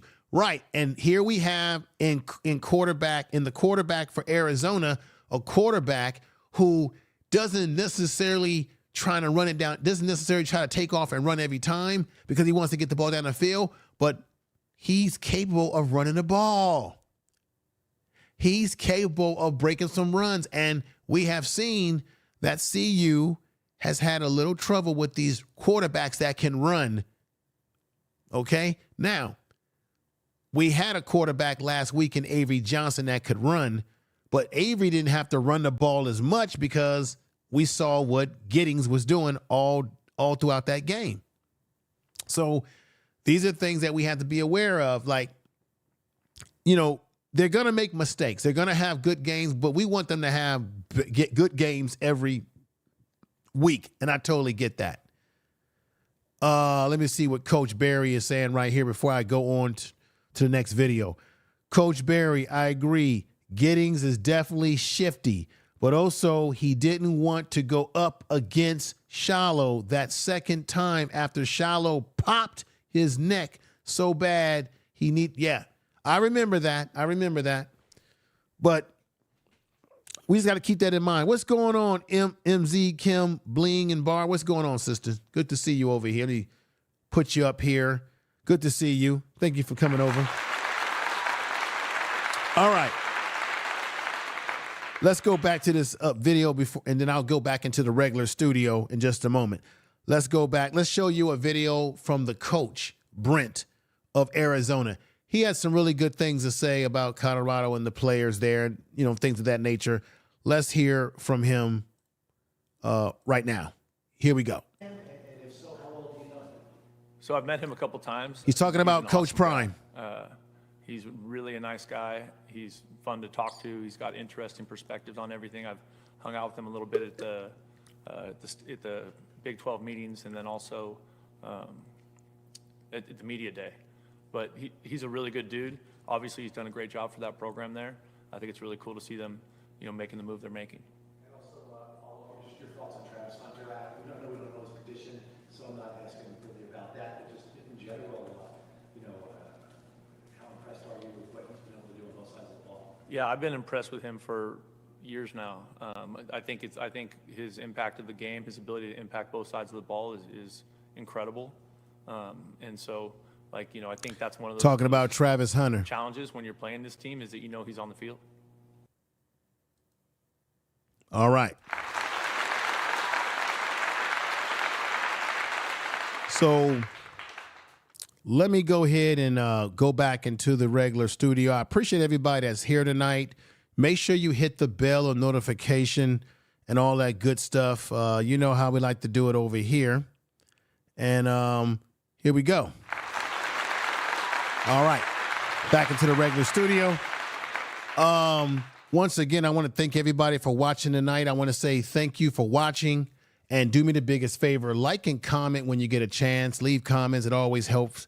Subscribe to the channel. Make sure you hit the bell notification so whenever I go live or a video upload, you will never miss it. And I definitely appreciate it, everybody. Most definitely. So let's get at this right now. There's something else that I wanted to bring up before I end tonight's program. I didn't really want to make this a long program tonight because we pretty much know what it all boils down to. They got to play Arizona. They got to beat Arizona. They got to get back on their mojo, back on what was working against UCF. Definitely, I think if they can play with K-State the way they did and play as poor as they did defensively, particularly against the run and some breakdowns that they had with the team, as a team, not with the team, but as a team, and still manage to still maintain competitive juices against that K-State team in the second half, to the point that they could have very well, if things would have went right for them, they could have very well either tied this game up, put it into an overtime, or beat that K-State team. They're getting ready to go against an Arizona team that lost to K-State 7-31. It is obvious to me that CU was more competitive than Arizona was against this K-State team that pretty much demolished them 31-7 when they met. So keep that in mind, that we have proven that we can take on a team, we could take on certain adversity in the game and still have a chance to come back. Now, do I want them to always have to play from a situation of having to come back? No, I would like them just to get out there, put those points up, and put a whipping on some of these teams if they can, you know? So to me, I think this Arizona game, they got to start fast. They got to put pressure on their secondary. I think time of possession is necessary, which is this. They got to run the guy. I've been saying this. They got to run the ball. Okay? Now, Michael Welsh is not going to play because Coach Prime said that Michael Welsh has hamstring issues. Okay?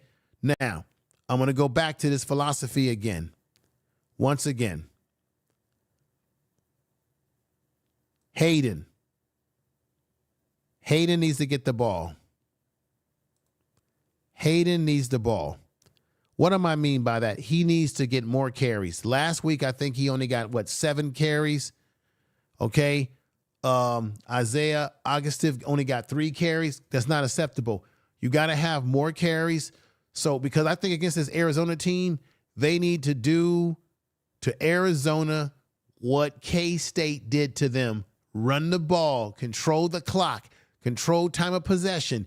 Keep Noah, number 11 quarterback, Noah, on the sidelines for Arizona. Keep number 4 star, 6'5" receiver. Keep him, McMillan. Keep him on the sideline. Time of possession. Control the clock. Run the ball. I know that they are a passing team, but sometimes you don't always have to just pass the damn ball. If you start running the ball and stick with the run, even when things are rough within the run, stick with it, because last week when they got away from the run, I said it before in my post-game video, it wasn't as if CU was down by 3, 4, and 5 touchdowns. They could have still ran the ball, and I think if they would have ran the ball more and controlled time of possession and ran the ball more, I think they would have ended up winning that game against K-State. That was the one common denominator. 1, they couldn't stop the run themselves, and 2, they literally got away from the run, gave up on the run, when in my opinion, there was no need to get away from the run, because throughout the game, particularly in the first half, it was 7-7. Then K-State went up 14-7. So they never were in a situation where they couldn't still get back in the game. So therefore, why get away from the run? Why move away from the run? Now, Coach Prime said that, hey, they weren't executing. That's why they did what they did. But you only gave Isaiah Augustin, who's your leading rusher on this team with 127 yards on the year, you only gave the man 3 carries. And you got Michael Welsh, who didn't play, who leads the team in touchdowns for running backs with 3. So in this game against Arizona, I feel that they can't get away from the run. They can't abandon the run. I think if they run the ball with balance, along with the way they pass the ball when things are going well, when they pass the ball, I think they can be effective against Arizona. But Arizona has some guys in the skill position areas. They've got cornerback Davis. They've got their linebacker number 5, Jacob, who runs all over the damn place tackling people. So they're going to have to be aware of some of these factors. Let me see. Thank you for coming in. Let me read your comments before I get ready to end the program tonight. Let's read some comments here. Let's see. Coach Barry says, also watch the game tape on K-State's game. The offensive line was not opening up the holes. They were terrible on the line. We got to get the offensive line to open up. Yeah, I would say they have to open up. We got Kenneth says this. Hayden runs into brick walls when nothing's there. He should get some touches, but Isaiah is your man. Right, but Isaiah only had, Kenneth, 3 carries. So you're right.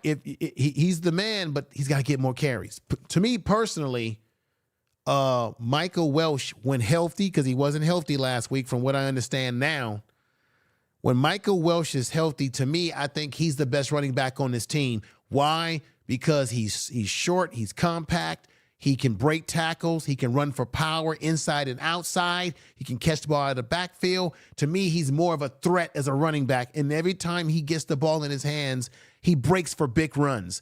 I think that Michael Welsh obviously is the future of this team running game, given the fact that he's a true freshman. I think Michael Welsh is the future, and if he sticks with this team, mark my word, he's going to be the man.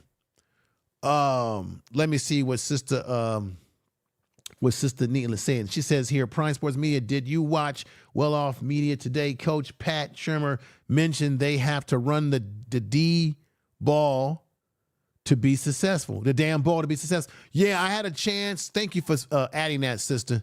I had a chance to watch some of the video, And I noticed that Coach Prime was very adamant in some of those videos about guys, when guys are not playing well on the field, don't be going over on the sideline, laughing and giggling with your friends, you know what I mean?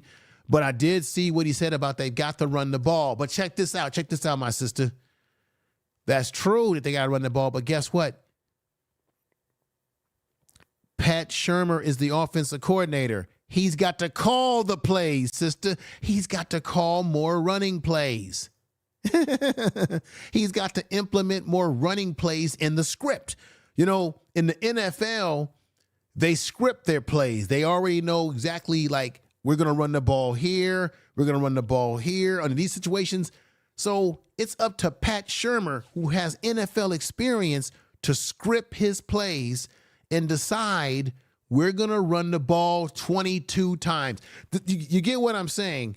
They got to come to, and I'm not saying, don't get me wrong, I'm not saying that Coach Prime and the coaching staff don't talk about this. I'm simply saying they should come into a football game and say, we want to run the ball at least 22 times. You know why I said that? Because DJ Giddings for Kansas State, guess how much he got the ball when he ran for 184 yards on us, something like that. That man had 25 carries. None of our backs this year have had 25 carries or 22 carries or 20 carries or 19 carries, let alone even last year. So Coach Prime and the coaching staff and Pat Shurmur, they got to commit to saying no matter what happens in the game, unless they're down by so many points and they've got no chance but to scrap what they're doing and just keep passing the ball, right? Because they're down by 3 and 4 touchdowns.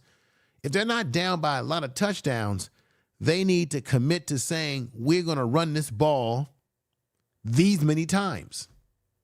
We're going to give Isaiah 22 carries. We're going to give, I'm just using it as a number, we're going to give Hayden 22 or 23. They got to commit to which back they're going to give how many carries. And I bet you, my sister, if they start doing that, you might see a more successful running game in situations where they don't need to pass the ball all the time because they're not down by multiple points. Let me know if that even makes sense. Let me see what the sister says right here. She says, help me out, brother. So why didn't he make that statement today if he is the play caller? Weird, explaining someone. Right, what I'm saying is, yeah, I'm not disagreeing with you. You're right. He told him we got to run the ball, but it's like, dude, you're the play caller. The players can only do what you call, right? Am I making sense here? The players can only do what Pat Shurmur calls. If Pat Shurmur calls nothing but passing, then they're going to pass. And I know why they pass the ball a lot, because that's really the strength of the football team, is their receiving core. They're very explosive. Okay, Kenneth said, and it's academic to run. Let me see. It's academic to run to set up your pass and vice versa. Right. You run the ball to set up the pass. You set the pass up to set up the run. And if you set up the run like that, the pass like that, you can do what? Play action pass. What I don't understand is that Pat Shurmur, when he was in the NFL with Minnesota, he ran a lot of play action. I have yet to see you run some play action after they've had success running the ball. If they start having success running the ball in this game, please give us some play action. That can freeze the linebackers. That could freeze that secondary to pull them in. If your running game is effective, that is. Let's see what MZ, Kim, and Bar are saying here. What's going on, my sister? She said Arlington White. No, they don't. They don't practice enough run plays to be confident enough to do the run plays during the game. Damn, that's a very good point. Sister Kim, Bling, and Bar. That's a very good point. You're saying if you don't practice the running game enough in practice, to get acclimated to running the ball, then how effective can you be in the game? Now that's a very interesting point that you just brought up.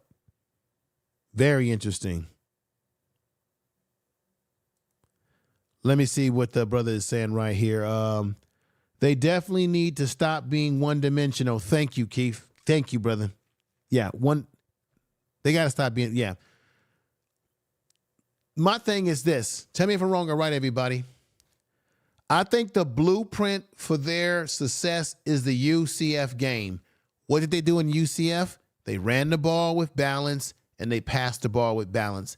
They were balanced between both running and passing. They committed to the running game in that game against UCF. And that game was one of those games that could have went either way as well. But what I feel negated them from losing the game to UCF was the fact that they ran the ball well against them when they needed to.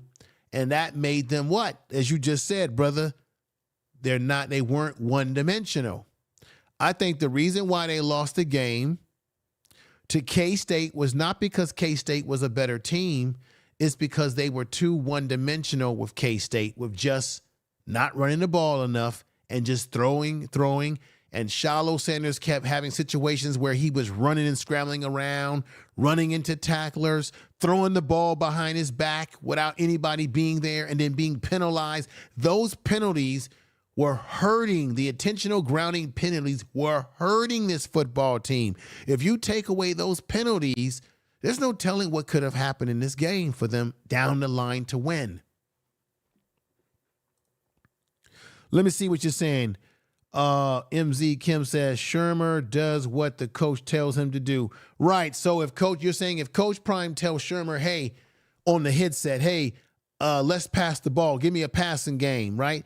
Let's say Shermer wants to run the ball, but Coach Prime is like saying, nah, let's go with pass here. I get what you're saying because the coach is talking the headset, right? But then again, Pat Shermer spends his time on the sideline. He don't spend his time in the press box, calling plays from top.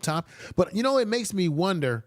Some coaches are better at calling a game in terms of a defensive coordinator and offensive coordinator. Some coaches are better when they sit in the press box and they look down at what's happening on the field, and they do a better job of calling the plays and seeing what the team is doing. And then some coaches are better when they're not in the press box and they're actually on the sideline. I'm just curious.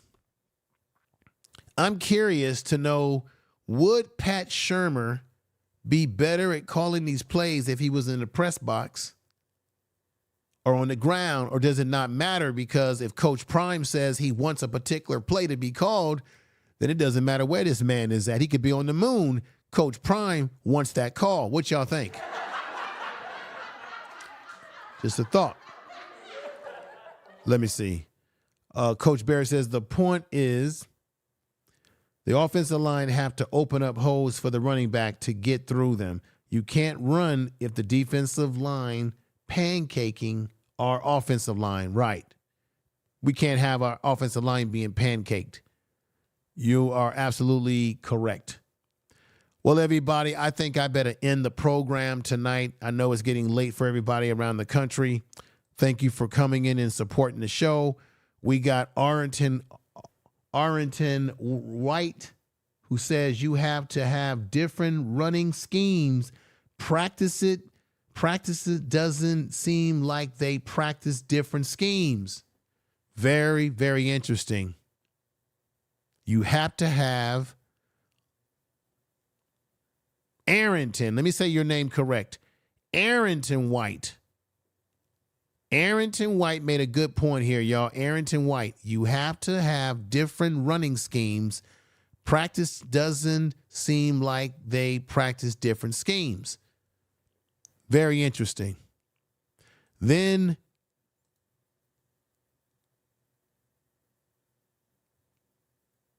Arrington says this: don't blame the offensive line, it's the scheme. So you think it's not about the offensive line or this, it's the scheme that they're running that isn't sometimes meshing well. Oh, thank you, Alicia. Good to see you here too. Thank you.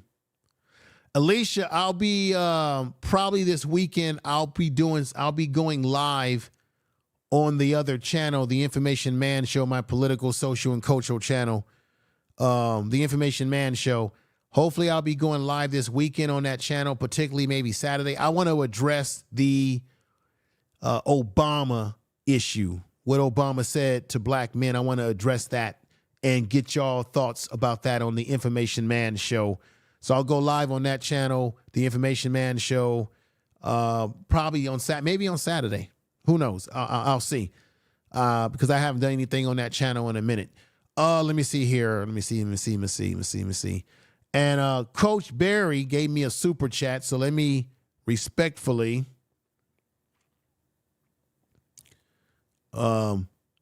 let me see. I'm going to bring you up in a minute, Coach Barry.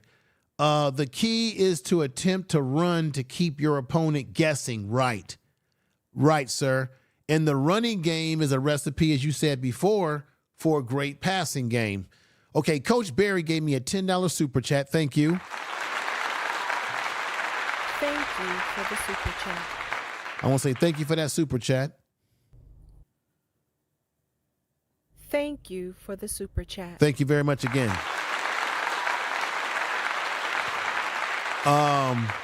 Coach Barry with the $10 super chat. Let me put this back up with the super chat back up there. $10 super chat. He says, I love your podcast, brother. Keep doing what you're doing. Sometimes I can't make it due to the work. No, I understand. Normally, let me just let y'all know, I don't personally like going live at this late of time. I know if I was going live a lot earlier in the day, there'd be more people over here. But I do this because, like you all, I work, I have other things going on in my life. So a lot of times it's the only time I have. If I could go live a lot earlier in the day, I would love to. That's why there will be occasions when I'll go live on Saturday. I'll go live. Hopefully I'll be going live a post game after the game on Saturday. And hopefully I can start going live at times that are a little bit better. But thank you for your support, Barry, Coach Barry. Thank you, everybody in the chat room. He says, I can't make it due to work, but I love, hey, there's a lot of people who watch my channel after the fact, right? I get most of my views on this channel, as you probably already noticed, after the fact of the video, not always live. And to me, that's even better when you're getting the views coming in from people that are enjoying the content, even after your stream is over or you do an upload. That's a really good thing. So I appreciate everybody out there that will watch this video on the replay. Thank you for coming over and watching the channel tonight. Give it a like. Share this video too. Another thing, everybody out there, please do me the big favor and share this video in your social media. If you got a if you got a Twitter, an X as they call it, or a Facebook page. If you are a member of a Colorado or Deion Sanders fan group or page on Facebook, one of those kind of pages, drop my video in that page. It helps the channel to grow.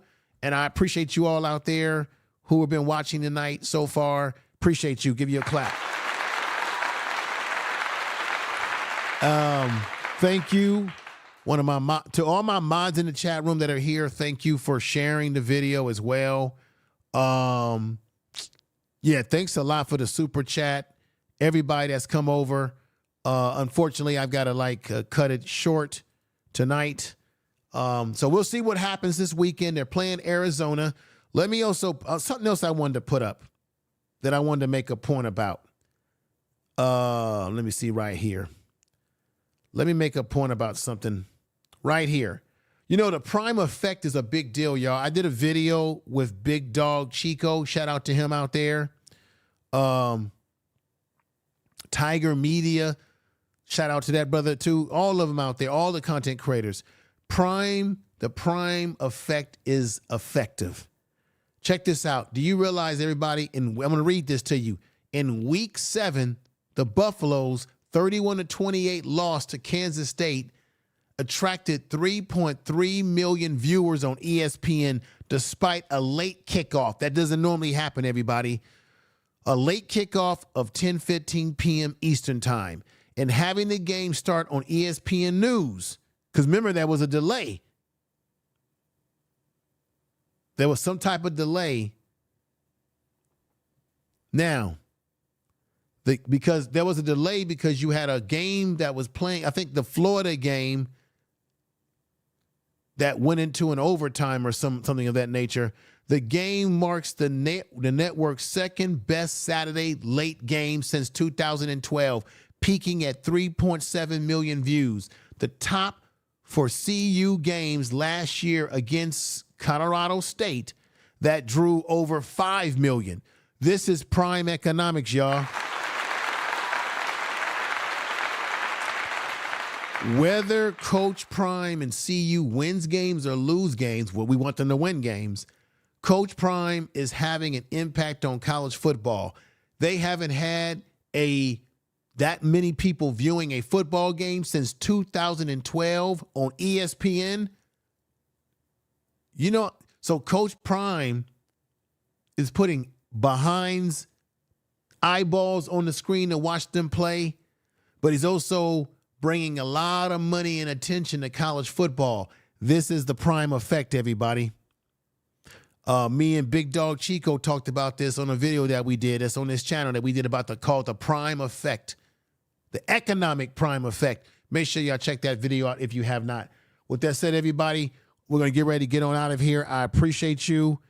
Tell somebody that you love them. Share the video. And I'm looking forward to the game on Saturday. Y'all all take care. Peace. Peace. All right.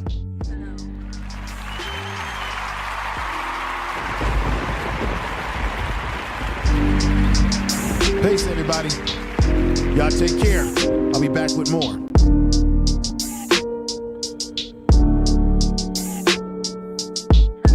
Staying on my mind on the usual. Wanna call you up like we used to do. Tell you all the things I could do for you. Nah, nah, nah, tell me nah, nah, nah, right now. Staying on my mind on the usual. Wanna call you up like we used to do. Tell you all the things I could Thank do you, for everybody. You. Nah, nah, nah, Appreciate it. Nah, nah, nah, right now. I've been feeling like a loner lately. Been a minute since I woke up feeling sober. When awake, I'm seeing nightmares. Sleeping, you are right there like you never left. And I am hoping that you might care. Change on me. What about us? What about the times when I feel like I could trust? Yeah, now I'm on a chase for the same shit. I hear the sirens in the lake and wanna chase them. Beauty on the out, but I'm surrounded by the fake shit. Beasts in a maze. Sing about freedom like a bird in a cage. That's a whole different pain. Calling up my homies and it's hard to explain. Yeah, it's hard to explain. Staying on my mind on the usual. Wanna call you up like we used to do. Tell you all the things I could do for you. Nah, nah, nah, tell me nah, nah, nah, right now. Staying on my mind on the usual. Wanna call you up like we used to do. Tell you all the things I could do for you. Nah, nah, nah, tell me nah, nah, nah, right now. I wonder if you're social lately. I wonder if you're always fucking sober or emotional roller coaster, barely coasting, hardly cope and wanna call me, but you never push that motherfucking button. Change on me. What about us? What about the times when you feel like you could trust? Yeah, now you wanna chase for the same shit. You hear the sirens in the lake and wanna chase them. Beauty on the out, but you're surrounded by the fake shit. Beasts in a maze. Sing about freedom like a bird in a cage. That's a whole different pain. Calling up your homies and it's hard to explain. Yeah, it's hard to explain. Staying on my mind on the usual. Wanna call you up like we used to do. Tell you all the things I could do for you. Nah, nah, nah, tell me nah, nah, nah, right now. Staying on my mind on the usual. Wanna call you up like we used to do. Tell you all the things I could do for you. Nah, nah, nah, tell me nah, nah, nah, right now.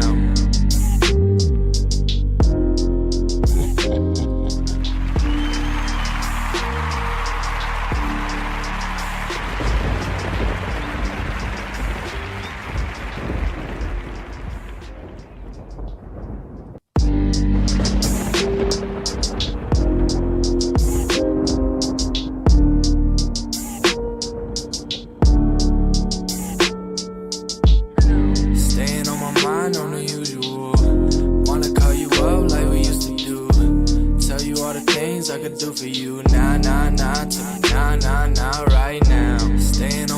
mind on the usual. Wanna call you up like we used to do. Tell you all the things I could do for you. Nah, nah, nah, tell me nah, nah, nah, right now. I've been feeling like a loner lately. Been a minute since I woke up feeling sober. When awake, I'm seeing nightmares. Sleeping, you are right there like you never left. And I am hoping that you might care. Change on me. What about us? What about the times when I feel like I could trust? Yeah, now I'm on a chase for the same shit. I hear the sirens in the lake and wanna chase them. Beauty on the out, but I'm surrounded by the fake shit. Beasts in a maze. Sing about freedom like a bird in a cage. That's a whole different pain. Calling up my homies and it's hard to explain. Yeah, it's hard to explain. Staying on my mind on the usual. Wanna call you up like we used to do. Tell you all the things I could do for you. Nah, nah, nah, tell me nah, nah, nah, right now. Staying on my mind on the usual. Wanna call you up like we used to do. Tell you all the things I could do for you. Nah, nah, nah, tell me nah, nah, nah, right now. I wonder if you're social lately. I wonder if you're always fucking sober or emotional roller coaster, barely coasting, hardly cope. And wanna call me, but you never push that motherfucking button. Change on me. What about us? What about the times when you feel like Prime Sports Media, baby.